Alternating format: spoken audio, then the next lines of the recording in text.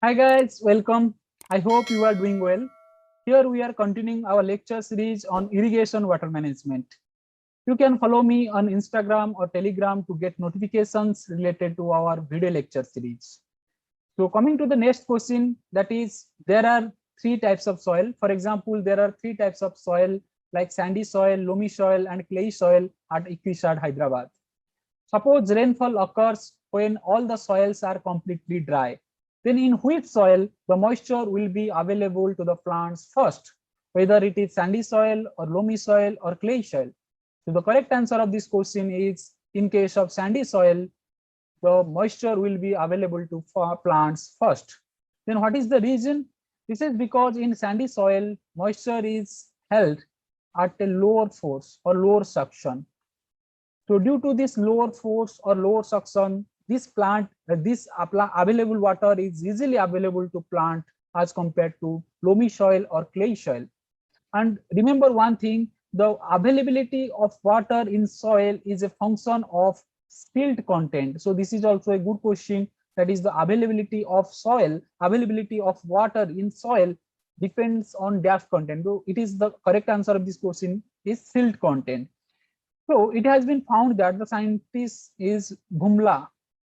So he has found that the availability of soil moisture content is dependent on silt content, and when the silt content is more than 50% of silt plus clay content, then the available soil moisture is the maximum. So remember this thing, the available soil moisture content is maximum when the silt content is more than 50% of silt plus clay content. Okay, so what about total available water? So in case of total available water is highest or more or maximum in case of loamy soil. Then what about total water content? So in case of total water content, it is maximum in place of clay soil. So there are three conditions. If question asks about the available water is quicker, means time period, in which soil the availability of water is easier or quicker, then the correct answer of this question is sandy soil. That is quicker, availability of water is quicker or easier. Then if question asks what is the maximum available soil, plant available water content in which soil, then the correct answer of this question is loamy soil. Then if question asks what is the total water content is maximum in which soil, then the correct answer of this question is clay soil. So I hope this thing is clear now. Then coming to the next question, it is a numerical, that is a soil of core 15 centimeter diameter and 10 centimeter length was drawn from a sunflower field 2 days after irrigation when the soil is approximately at field capacity and the core weighted 3.25 kg, and that on oven drying the weight becomes 2.61 kg. Find out the moisture content per meter depth of the soil. So what are the given things? So it says that a core is there, means core sampler is there, and the diameter of that core is 15 centimeter, and height h of that core is 10 centimeter. So from this we can calculate the volume of the soil. Okay, the volume of soil is pi r square h. So here if you see pi r square h, then it is 3.14 into, if diameter is 15 centimeter, then radius will be, or r will be 7.5 centimeter. So here r square is 7.5 square into h is 10. Okay, so here the amount of means the volume of soil will be 1768 centimeter cube approximately. Okay, so from the given thing we have calculated the volume of soil. Then other things what the question has given. So the fresh weight of soil is given, that is 3.25 kg. So fresh weight of core means core containing fresh soil is 3.25 kg. Dry weight, oven dried weight is 2.61 kg. 2.61 kg. From this, we can estimate the moisture content of soil. So the moisture content or the mass of the, because these are mass basis, so mass of moisture will be, or the quantity of moisture will be 3.25 minus 2.61. So it is 0.6464 kg. That is 640 gram. Okay. So we have mass of moisture content in soil and we have volume of soil. So we have to estimate the moisture content of soil for depth of soil, that is volumetric moisture content. So what is the volumetric moisture content formula? So volumetric moisture content formula is volume of moisture present in soil, volume of moisture present in soil divided by volume of soil. Then what is the volume of moisture? Because we have mass of moisture here. Mass of moisture is 640 gram. So remember one thing, the density of moisture is 1 gram per cc. Remember this thing. So density, what is density? Density is mass by volume. So from this, we can calculate the volume. So volume is nothing but mass by density. Okay. So what is mass? Mass is 640 gram. What is density? That is 1. So what is volume? Then volume is also 640 centimeter cube. Okay. So here the volume is 640 centimeter cube. So this 640 we can use in this formula to calculate the volumetric moisture content. So here volume of moisture is 640 gram, 640 centimeter cube, and volume of soil is 1768 into 100. So this will give us the volumetric moisture content. And what is the answer? The answer of this question will be 36.2%. So the correct answer of this question here is the A answer, A option, that is the 36 centimeter. So 36 centimeter is the moisture content that is present in per meter depth of soil. So here 36.2%. What does this 36.2% indicates? It indicates that 36.2 centimeter moisture is present in 100 centimeter soil depth. So that is the question asks. That is, what is the moisture content per meter depth of soil? That is 100 centimeter depth of soil. So correct answer of this question is 36 centimeter. I hope this concept is clear now. Then coming to the next question, that is, which of the following parameters is not included in estimation of crop water requirement on source basis? So first we have to understand what is the crop water requirement and how crop water requirement is estimated. So crop water requirement is the total water requirement that a crop needs to complete its normal growth and development. Okay. So crop water requirement can be estimated in two ways. So crop water requirement can be estimated in two ways. One is on demand basis and another one is source basis. So what is demand basis? Demand basis means for fulfilling which demands crop needs water. So that is the demand basis. So what are the demands of crop water for normal growth and development? That is evapotranspiration plus metabolic use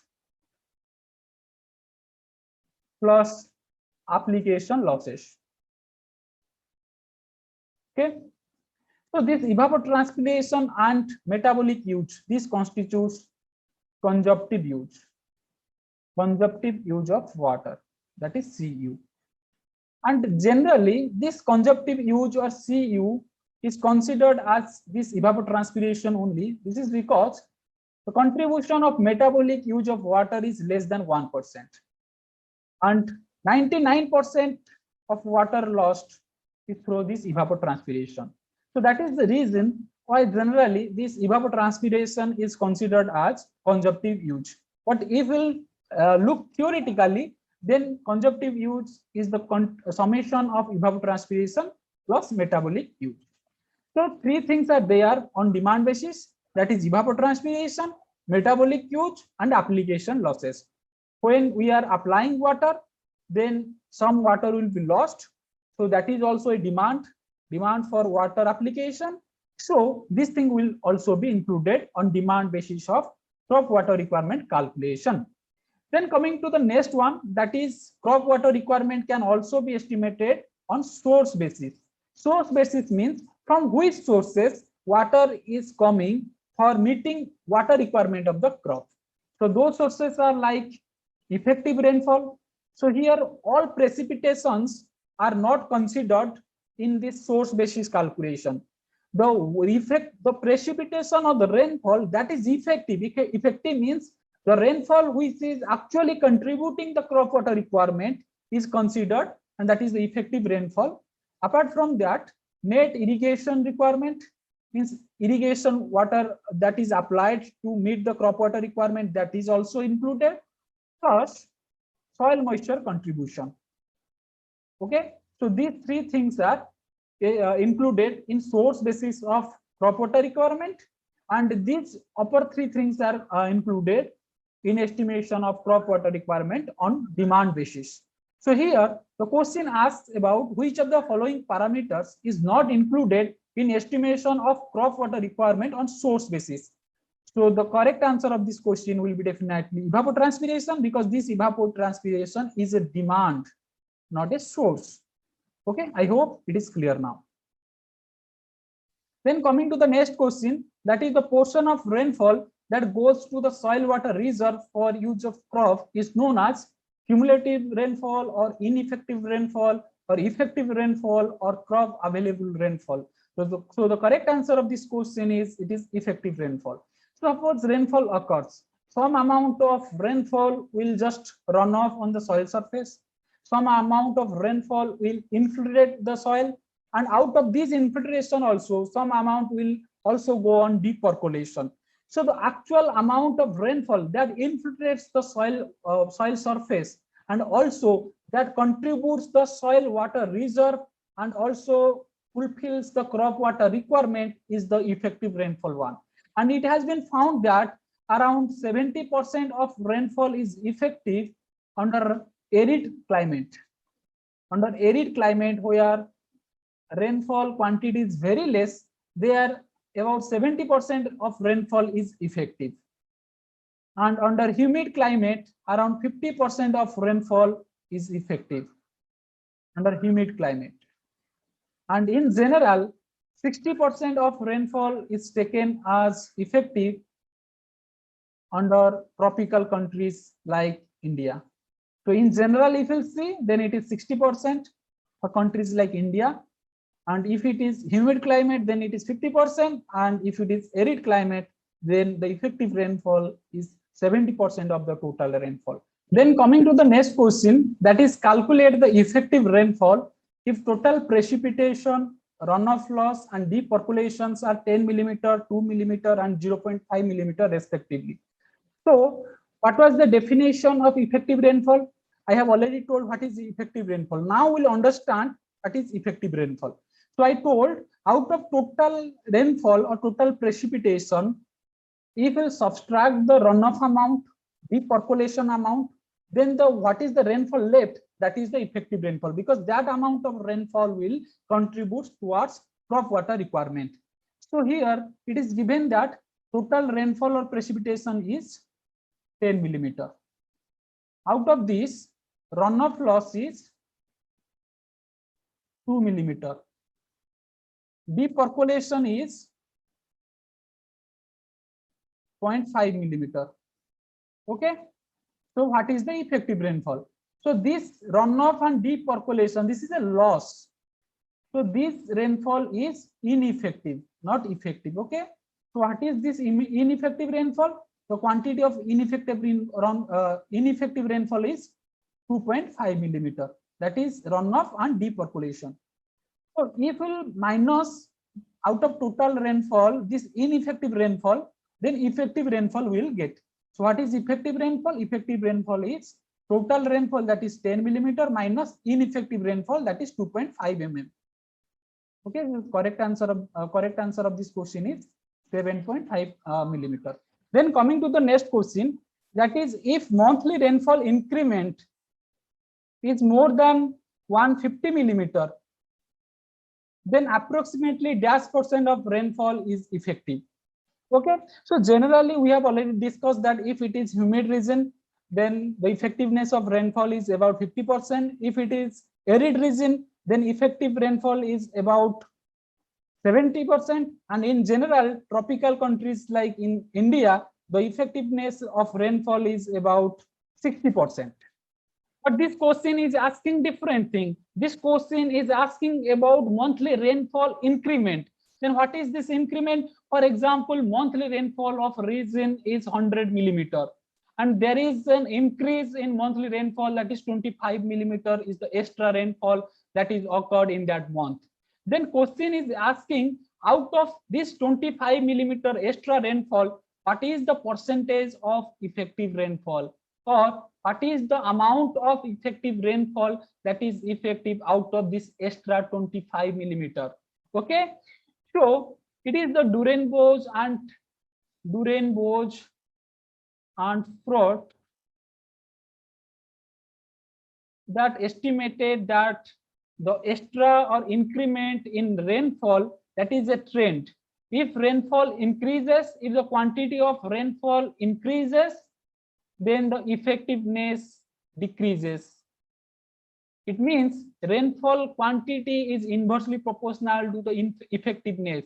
If rainfall quantity is higher, then quantity or the percentage of effectiveness is lower. Okay, so it has been found, that means these scientists have found that if the rainfall increment is 25 millimeter, then 90% of that increment is effective. Okay, so in this case, if 100 millimeter is the average monthly rainfall and 25 millimeter is the extra rainfall, then what is the quantity of effective rainfall out of this 25? So out of this 25 mm, 90% is effective. So what is the quantity of effective rainfall due to this increment? So 25 mm into 90%, that is 22.5 mm. So out of this 25 mm, 22.5 mm is effective. So similarly, remember these things. If the increment in rainfall is 25 mm, then 90% of the incremented rainfall, increased rainfall is effective. If the increment is 100 mm, then 50% of increased rainfall is effective. And if the increment is about 150 millimeter, then 10% of the increased rainfall is effective. And if it is more than 150 millimeter, then 0% of the rainfall, increased rainfall is effective. So here the question is about more than 150 mm, then the correct answer of this question will be 0%. So this, out of this 150 mm rainfall, none of the rainfall is effective, means all this rainfall will be ineffective. So the correct answer of this question is 0%. If the question is about 25 mm, then the correct answer will be 90%. If the question is about 100 mm, then correct answer of this question is 50%. If the question is about 150 mm, then correct answer will be 10%. And if the question is about more than 150%, 150 mm, then the correct answer of this question is 0%. I hope it is clear now. Then coming to the next question, that is consumptive use of water includes evaporation, transpiration, metabolic use, and all of these. The correct answer of this question is all of these, because we have already discussed that consumptive use is evapotranspiration plus metabolic use. Okay, and generally we consider this consumptive use as evapotranspiration because the contribution of metabolic use is very less, that is less than 1%. But here the evapotranspiration means evaporation, transpiration, and here metabolic use. So the consumptive use includes all of these. So here another term, that is conjunctive use. So here it is conjunctive use, but another term is also there, that is conjunctive use. So conjunctive use means, here the word conjunctive has come from the word conjunction. Conjunction is mixture, joint. So conjunctive use of water means when we use water of two different types, means good quality water and poor quality water. Good quality water means like canal water. Poor quality water means like groundwater, in which salt concentration is there. So when we will use good quality water and poor quality water together, that type of water is known as conjunctive use of water. So don't be confused with conjunctive use and conjunctive use. I hope these things are clear now. Then coming to the next question, that is the dash conjunctive use rate is used in planning and irrigation system. The options are daily, peak period, seasonal, or average conjunctive use. So we should first understand what are the types of conjunctive use. The conjunctive use can be classified into daily conjunctive use or peak period conjunctive use or seasonal conjunctive use. So what is daily conjunctive use? Daily conjunctive use, the conjunctive use which is averaged over a 24-hour period. Okay, it is the average conjunctive use over a 24-hour period, that is daily conjunctive use. And what is the practical utility of daily conjunctive use? It is used to decide the water supply from source. It is used to decide the water supply from source from different periods, for different periods during the cropping season. During cropping season. Okay.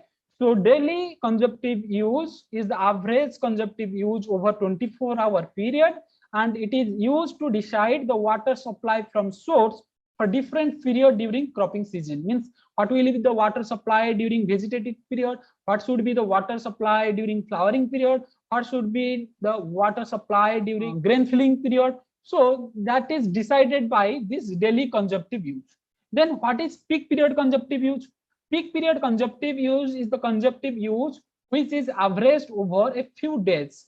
And what is that few days? These few days are considered when the vegetation is abundant and the plant is at the flowering stage, and there is maximum evapotranspiration is there. Means temperature is also high, vegetative growth is maximum, plant is at the flowering stage, and the conjunctive period is the maximum. So over that few days, the average peak period conjunctive use is taken.